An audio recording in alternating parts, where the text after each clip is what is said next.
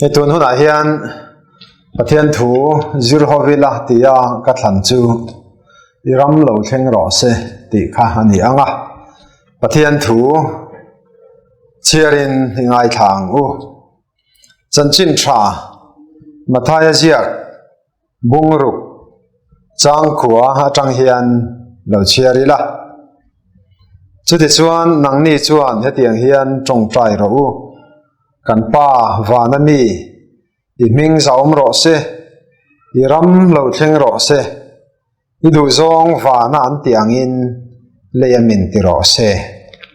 atu thiang lim kan chiar lalpan mal som ro se amen i ram lo thleng ro se tia trong kam helaya kan hmuah hian lali suan angai poimo sia achianga Pathian ram lo thlen na tur thu hi lali suwa rong bol na pum puya khan alai pui central theme ani central theme of Jesus ministry ti in an soi hiar thi na ni a chu wangin isua zui tu te hian Pathian ram chungchang hi engemaw kan ngoi bo pui thei lova arem changa chuan kan soi renga atak phei chuan kan nun pum puya hian kan laltir apoi mo hle ni then om zia chu Pathian lalna ti khani maya Greek tong chuan basileia antia sabhovin reign of God antia om zia chu Pathian lalna ani Davida soifia dana chuan olalpa ropui nate thilti thei nate choi moi nate ne nate lal nate hi ita ani ine na hian mi zong chak na pek thei nate ti rong pui nate a omani ati top maya engkim chunga thunei tu Pathian ani zia hi asoi uar em ani chu Chronicles pakhat na bungsom ni pakua chang som pakhata hian kan hmua Pathian chung nun zia engkima Pathian lal bera om na chuan Pathian ram a theng thin ani zolne Isaiah po hian asoi fia dan tong kam dangin asoi le asoi na chuan kan Pathian ram ma lo thlen na hmuna chuan in ngei na ram ani in ti nat aum tolo katlang thiang lim matimaya Pathian tlang thiang lim alo in hun na hmuna chuan in ti na tom lova chi in clear na aum to lova in ngei na hmun ani mishing in bei na in sual ton na te in kher ton na te khatiang kha om lova ten mire thei te po in an chan vo tur an changa re thei te chu fel takin rowarel sakanga Pathian in mi theibi ka nei lawang ching nia le beram no anom du nang keite le kel no anom du nang bong no le sakei bak nei anom du nang atia Isaiah bungso pakhat chang kwa eta asoi ho hi aro pui khop maya khovel te na tang chuan ching nia le beram no chu om dun thei lo anom dun chuan ai mu phat ta tangin ching nia khan beram no chu se atum nga lang keite le kel no po ania keite in kel no mun fa la mu chuan se atum nga lang bong no le sakei po chu tiang tho chuan sakei in bong no mu chuan se atum nga lang chu tiang in ti nat na chu Pathian lol na muna chuan a om ta hau lo maya in melmak in sual in se in ti lum in ti chiat du na mun kha Pathian ram ma lo thlen chuan in mangai na hmuna khan achanga in ngei na hmuna achang don ti na ani zolne amusa po khan trong kam dangin a soile amusa bunga chang som ni palia khan a soidana chuan rorel na dik a om don atia re thei te po chan chu an ni don diklo taka rorel na an chunga a thlena wanga mi in an chan ai an chan theilo na an right an mi mal dik na chan vo po ra be saka om na zalen taka an du zong po an soi chua ngam lo na ang chi kha chung chu chan choi na nom do na ra be ho wa kha chan choi na nom don tlang thiang lim pathian ram lo thlen na mun tin chu chu asoi ani sina kan soyang khan ne chan chin tha a te ten tu tlung thar le khabu kan nei sang a po hian pathian ram lo thlen na tur hi alai pui a central team ani kha lali suan he khove la rongbo na atan tak tak po khan abul tan na chuan asoi masak berchu pathian ram lo thlen na tur thu bok hiania chanchin thalu ka zia bungli chang som paruka tanga som pakwa kanen chuan saltang chua na thu te middel mitti var na thu te ti du da tuar te chan chua anni theina tur te tin khovela hian pathian thinur na tong boreng anga in ngai howa po lalpa lung oi kum thu pathian in angai dam cheuni pathian in a chandam du cheuni pathian in a mangai cheuni ti chanchin soi hi ani don ani atia chu chu lali suan na rong bol na atana asoi masak berani awangin le mira thei chan chuana le pathian ram lo thlen na tur ani awang khan Nazareth manifesto Nazareth thupuan chua tin da ani hial nge nge ani saltang ten chan chuana atakin an mua tahian tharau lam saltang ringot hi asoi ani lova tak salama obbetu omtlatte sarkar thilti thei tu emo lalte emo politician te emo tin mani aya thilti thei le chungnung mi fingzo mi hausa zo kina an aya nuaya a omte an nuaya omte du da taka anti du da na thinte an chan ayan ei sak na thinte khatiang sual na tho zong zong kha pathian ram lo thlen na chuan a om thei to lo atiani lali suan soya chuan chanchin tha mathai jiak bung som pakhat chang ne changa chang ruka po hian kan hmuwa middel mit alo varta ke baite ke inan kalta pharte ti thiang limin an omta bengong te po an bengalo varta mithi te po kai thoin an omta pachia te po in chanchin thasilan dong ta ati mi mai ni pathian ram lo thlen na huna chuan middel mitavar ke baite ke inan kal pharte ti thiang hlimin a om bengong bengavar mithi kai thoina om pachia ten chanchin thasilan dong chu chu ani mi in har satna an to ka van doina thila te po hian phar nat natuar adu wang reng po na ni bik lo po khan mi jinga om turin juda ho da na chuan phallani lawa mundang an da sanganga an quarantine thapanga midang te na in mu phak lovin midang ten anat na shi kai phar kha an kai velo na turin an khung sanga an quarantine thinani chumi lali suwa chu phar lali suwa na mangai dan te hi mak khop mai ka du e lo thiang lim to ang che ati top mai ni isu hian ati dam maya ti dam du big le ti dam du lo big po anei lova phar ne na khan ka du e lo thiang lim to ang che ati thiang lima ati dam mai ani pathian ram lo thlen na tur chuan chu ta chuan lali suwa hian ti big po anei lova du sak big po anei lova mi zong zong chan vo in angin din mun in angin mal som na pek atumani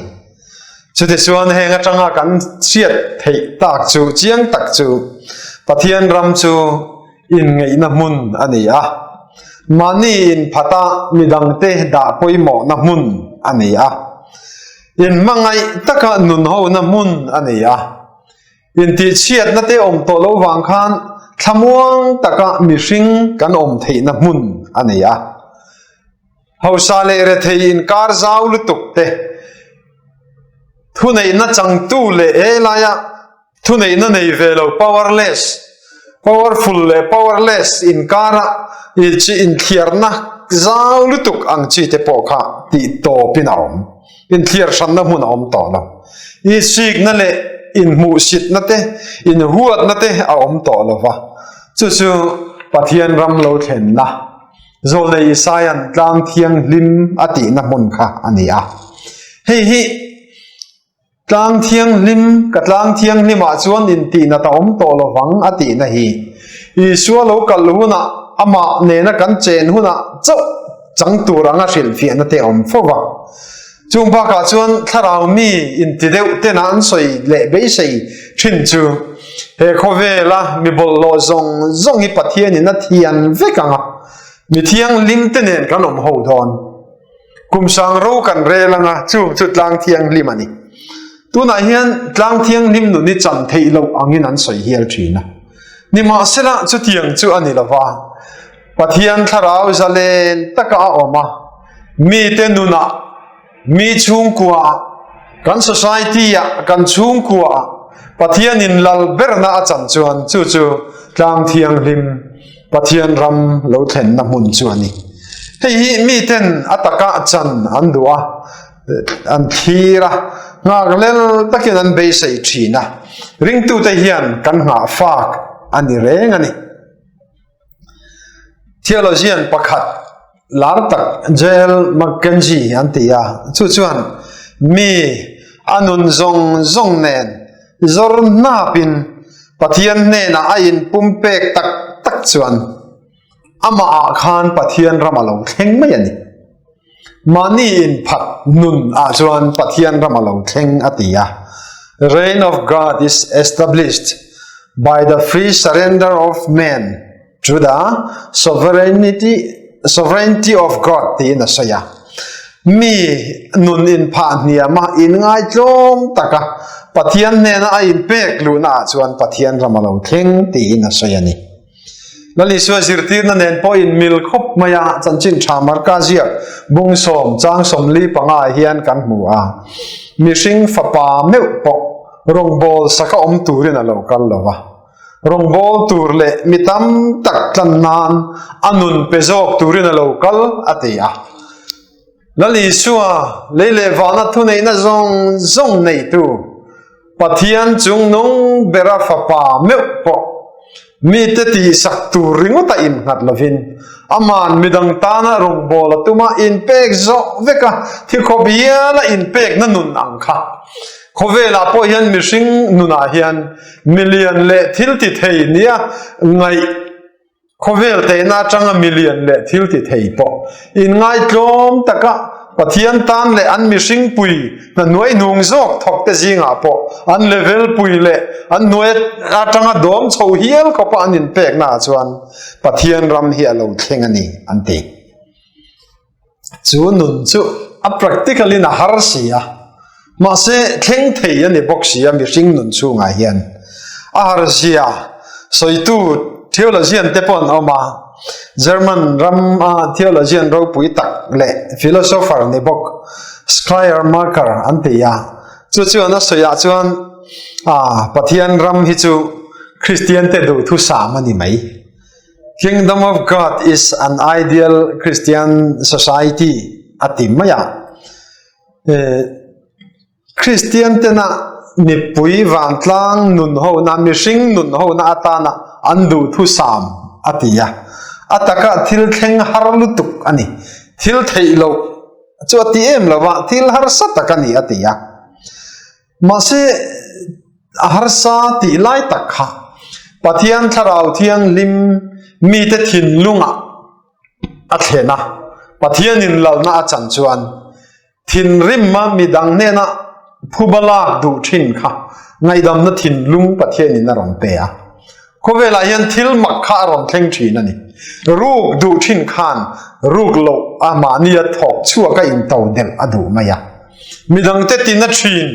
midang ho thin kha mangai na thin lung in ron thla thleng saka din ril ru le in ngai tu na te chu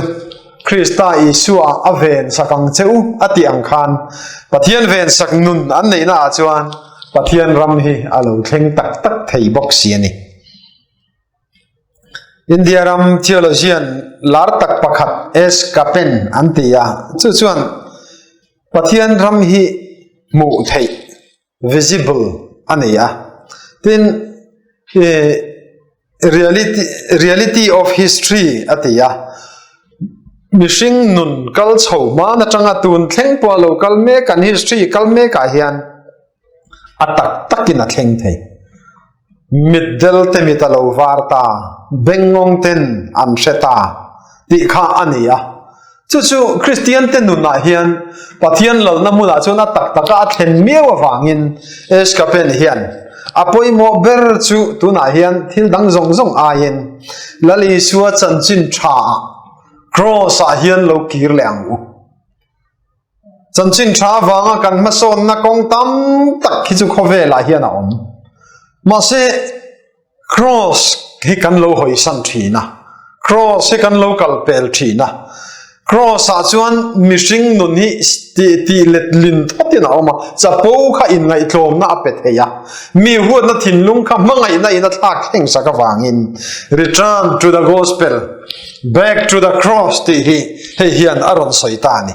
abula return to the root abula ikir leang uti in eskapen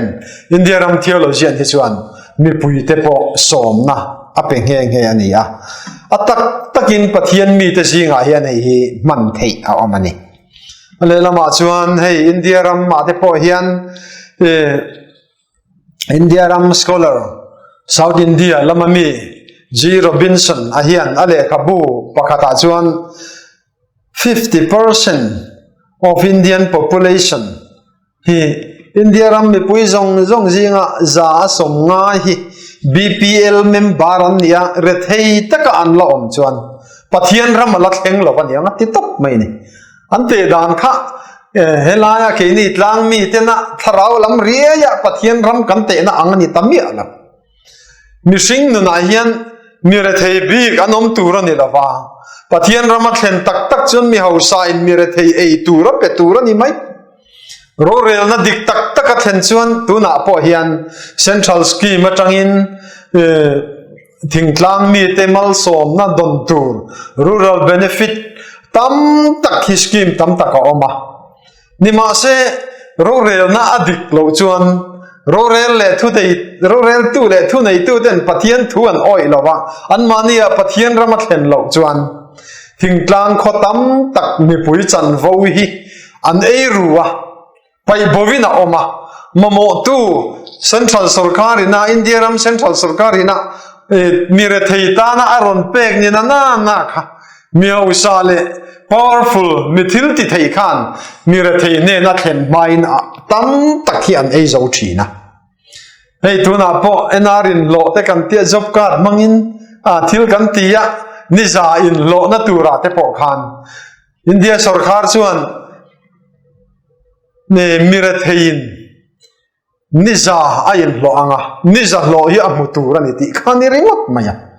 ma se tuna hian niza in lo na local na kha lo mire thei ne na a thleng claim lutuk ti report on fo mai ni chu sarkar lam block development office lam atang te point social audit ti te point an local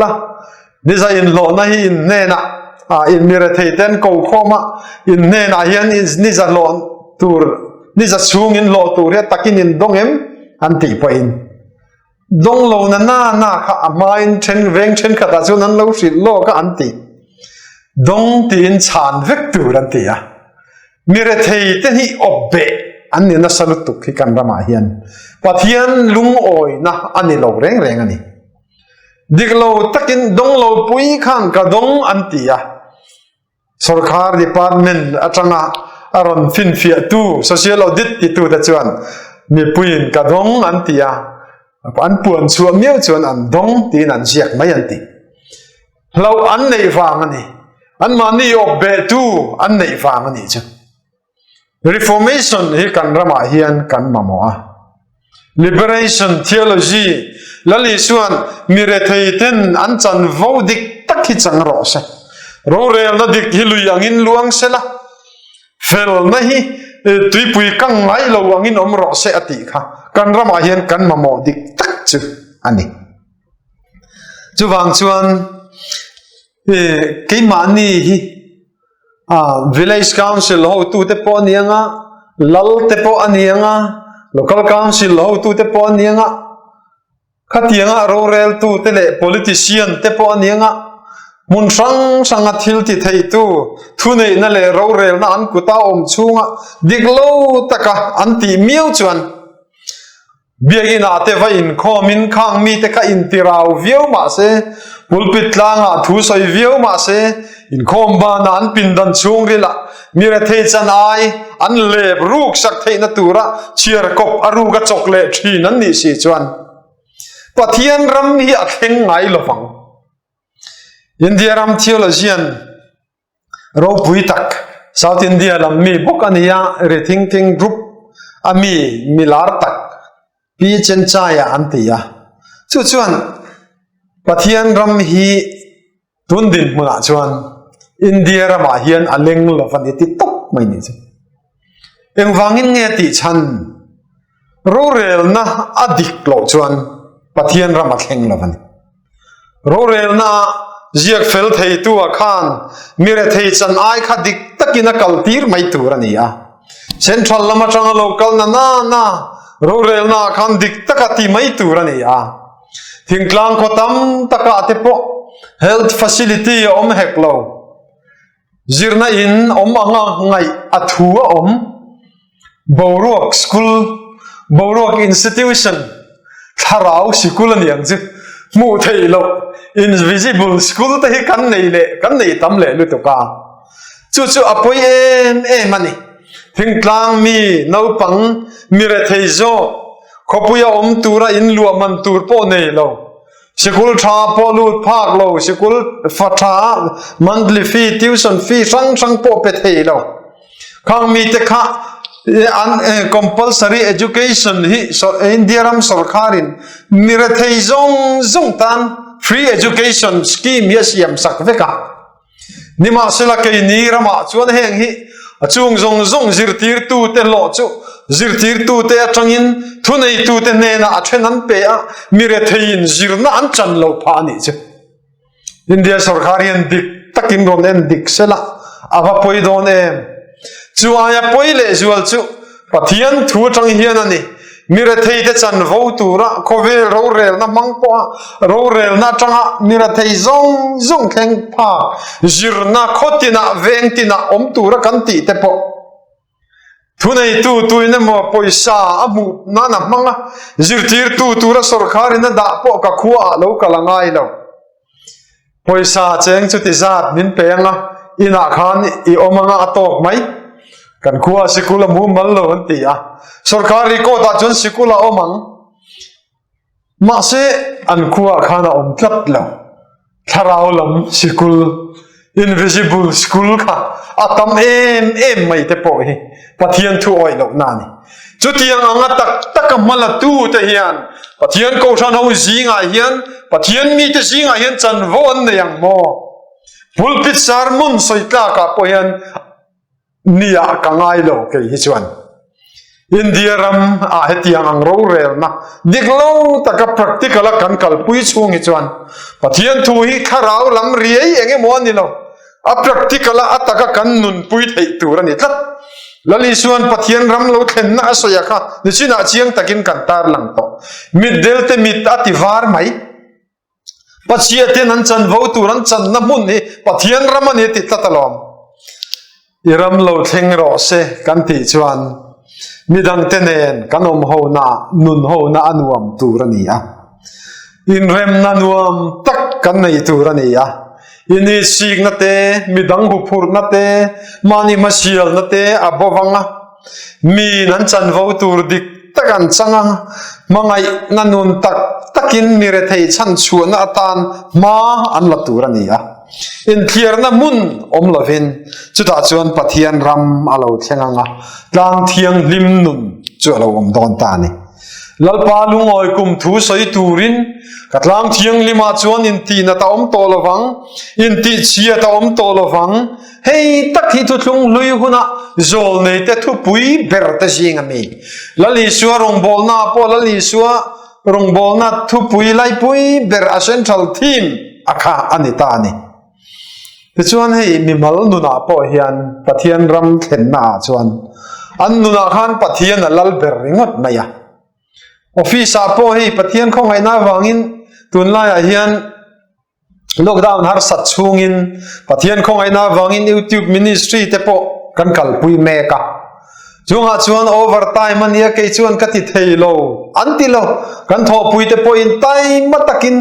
overtime po ni se zan huna po jing kara po ni se office hour lova po herong bol main kalpui mia maya ama mo tu ten thurong bol na zaya rong bol na te he media kaltanga rong bol na hi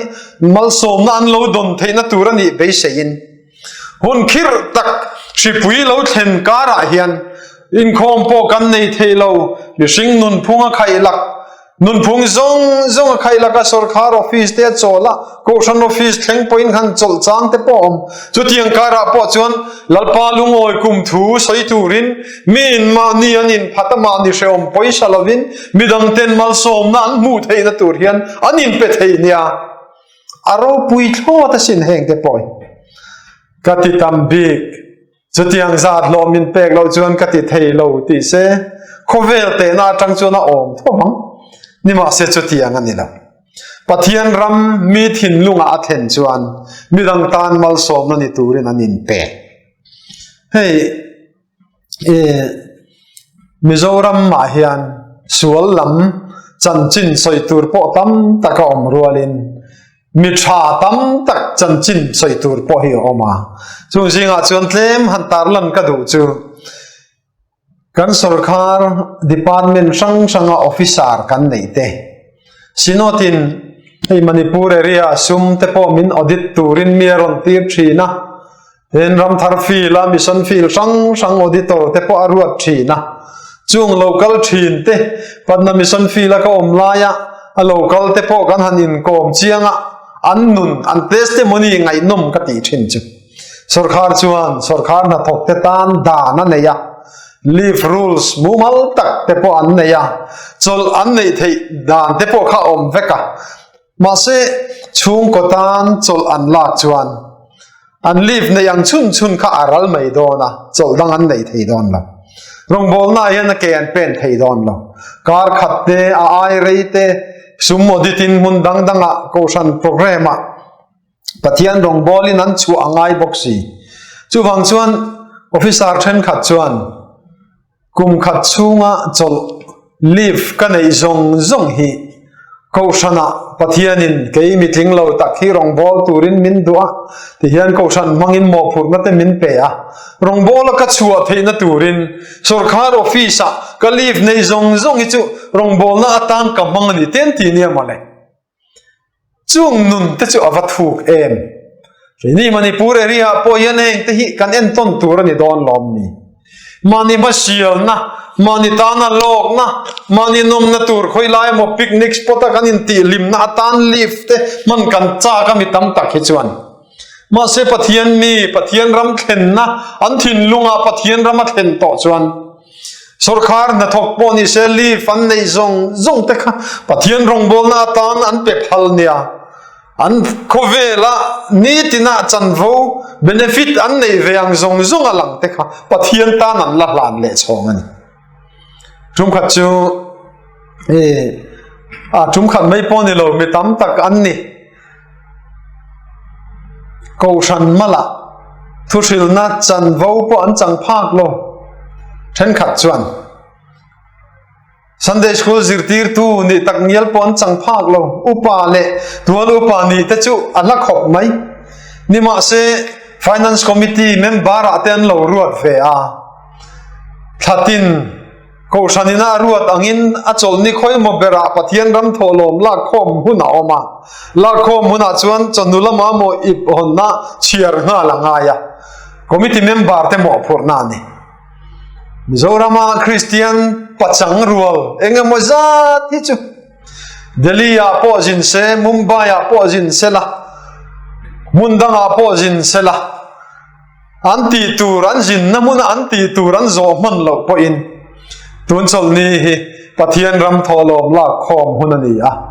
pathian ram chiarangai tlat mai finance committee member ka nia wangin ka ho ngai anti maya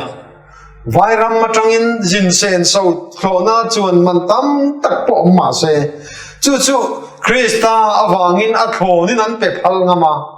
an jin tamuna anti turan zo ma po in ano phota pathian ram tholom ibla khom hun chip chiar hun zia fel hun an ya wangin chan von nei khan ngai pui mo em an jin na tangin sum tam tak sang sengin an ho wanga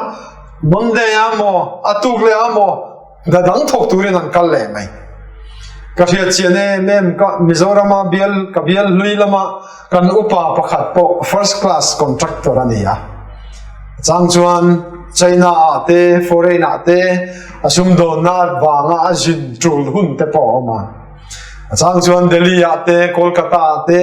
India ram mun sang ate po hian an contract na thona mun le an material la khom na ta na ain bo sai na ate po khang kha ni jin hian a chuak reng mai ni ma se pathian kausan hova upa biala nghe ni Synod newsletter Sunday tu ka asem man the na turin kausan committee thatina committee hun bia atel ve ngei the na turin a contract na poimo zong po kal sanin ajin na jin chan poimo lati fello ma se committee turin alo ho wanga upabial fang turin Sunday tu ka Synod newsletter se manani thi na turin alo ho wanga anuna khan pathian avalal em anuna achung rila pathian ramat hena wangin pathian program kha number 1 na ada maya pathian in aram le fel na chu zong masarau thil dang hi chu pek bel sa vek don che uni ti kha atakin achanga mal som na hian nga bom ina boma mal som na tam takin pathian ina vur le thina ni chung nun te choro pui ka ti ani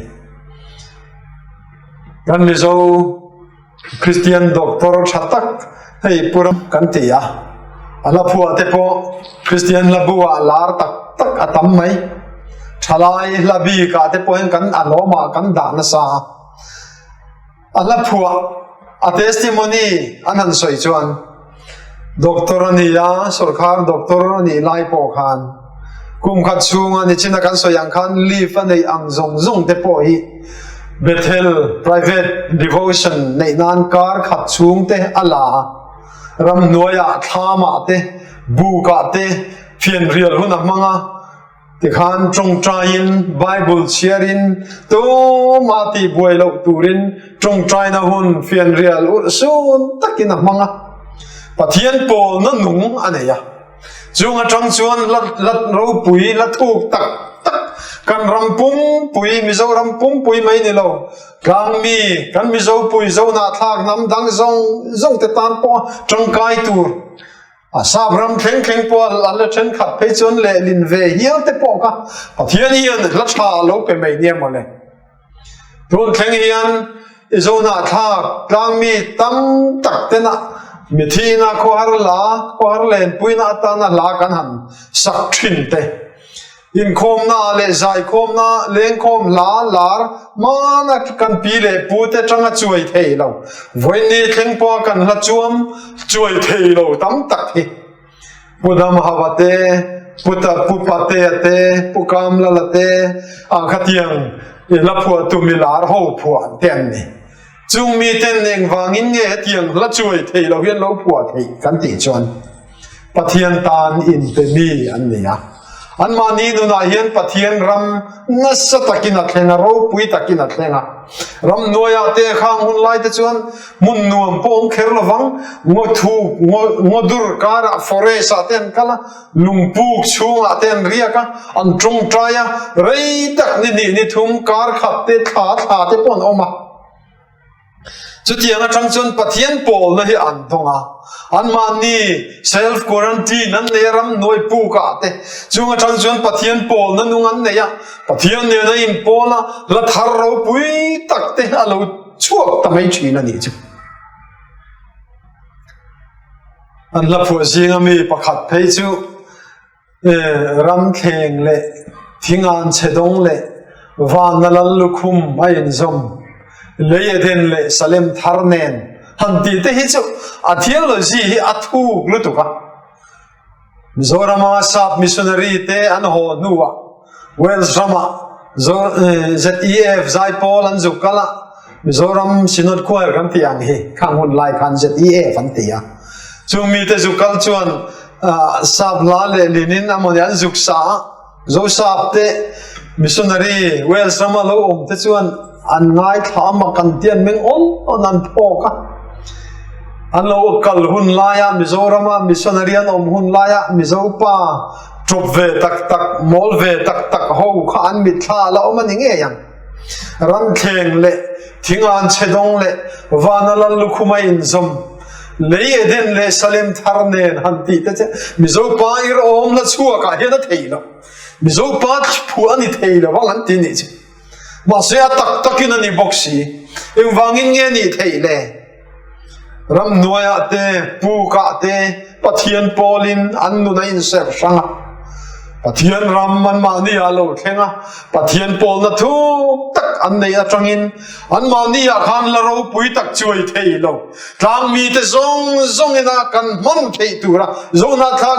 zong ina kan man thei tur la tho ro pui te alo chua ka sin Paul le sila tenge po kha zela an tanga an zel tan na muna khan pathian an la Paul zela pathian an Paul na wangin lirte lo nginga zel veng tu tang veng tu tenge po kha an pian thar pha ni kha min pathian an Paul na munia varo pui em tuna hian ko sano te he thali vel COVID-19 effect lockdown kanan tuara biagina po in khom theilovin kan oma henga hianeng tinge kan nun kan manang le churchless Christianity biagina in khom theilo ring tunun te po hi ataka kan manawa trul em tiro mi in an sarkar na tholai atanga li fan nei zong cholam nei zong manga ram noi pu ka te thama te pathian an pola kan mi masa te poina chutianga self quarantine an le ram noi pu ka te ram ngo noya te pathian an pol na ang khan tu nu na te po hian biagina kan in khom theilo lai hian fian riala kan trong traya pathian kan pol na hun tur ani don lom ni pathian ram lo thlen na muna chuan rong bol tu rual te po in ti turan zonga an rong bol na hi chol chuang lo ni mole Mizoram a hian tu na po kan pastor rual then khat chu ro pui ta kan ni March tha trong khan an in khom theilo ve tho lockdown nu na in rual vek India ram chu chumi chung chuan kan pastor pakhata chan chin chiang taka ka hria ta chuan abial chunga in khom the ni boxi lo kom tur he zonga social distancing vong chungin kom tur a zonga mi tlai lama zu in tur zonga kal thin zuzuar in lampana kal thin te kha azuya pathian thu kal konga ashila arem changa trong traina hun te manga chu thiang chuan mitam tak mi chen khat phei chu an zu in tur thul thakin a hruai let le an mani in lama hruai kir le te po an omani tun lockdown chung rei lo te thathum thali chunga hian chu thiang chuan pathian mi te chuan rong bol na an zonga sin mi te thin longa pathian rama thlen chuan pathian ngai poimo ber chu a rong bol na hian ni ti an hria in khom theilo ma se pulpit sermon ti theilo ma se biagina in tirang takalam na chan som lo ma se riru soina hun te om lo ma se pathian faka kan zai na hun te om lo ma se engemo kong tal hian min pathian ram an thin lunga thlen to chuan jan chin tha pun dar na tur rong bol na tur hian zonga lalpa tan hian an in pe a mi tang kai an niasin hey Manipur area kan pastor te po hi biala thanem ngai takin nan thokani ti te po ka sia alomom ka ti tak zetani kan pastor te hi theology an zirna counseling subject te po fel taka that taka zir chua degree nei thap an nia chuwangin counseling center te hi ashanin kausanin siam lo ma ila pastor quarters te mun rem changa piang kan pastor te kan kom theina mun a piang hi counseling center ani heng lockdown chung te point mi then kha chuan an sarkar na te company an na tho te an thok zui theilo an chana rilruna anxiety nei te depression te po om theianiam lockdown in khung lu to ka wanga chutiang har san na tok te po om theiani mai thei nu pa in ngei lo chung ko in ngei lo te po om theini mai thei ni ma sila chung zong tharau lama nuna har san na nei tan chuan kan pastor te hi mani biang theva englai po in ko thei pan thei an ni ti hi foina hen ka soi du ani tharau lam rong bol na rem chang an du ngoya tangkai takin tuna po hian kan bial chunga chuan adu chuan min ko ro phone call mang po in adu chuan min pan ro ten tia an mani an in advertise ringot mai ni chu kan pastor te nun te hian ro pui em chu tiang chuan ko san mi pui te po hian pathian mi kan ni chuan pathian rong kan bol theina tur kong hi huwa wa mi dang te ni na pung kho ma rong bol kher lo hian pathian ram tan hian ti thei tam tak a omani chu chuwangin heng huna hian iram lo thleng ro se midangin thamon na nei theina turin midang ten chan vodik takan chan theina turin ro rel na dik mangin iram lo thleng ro se kanuna hian iram lo thleng sela mani masial na nun ka nei thin kha midang tan pathian tan ka man theina turin iram lo thleng ro se ti yang lalpana thu mal som ro se amen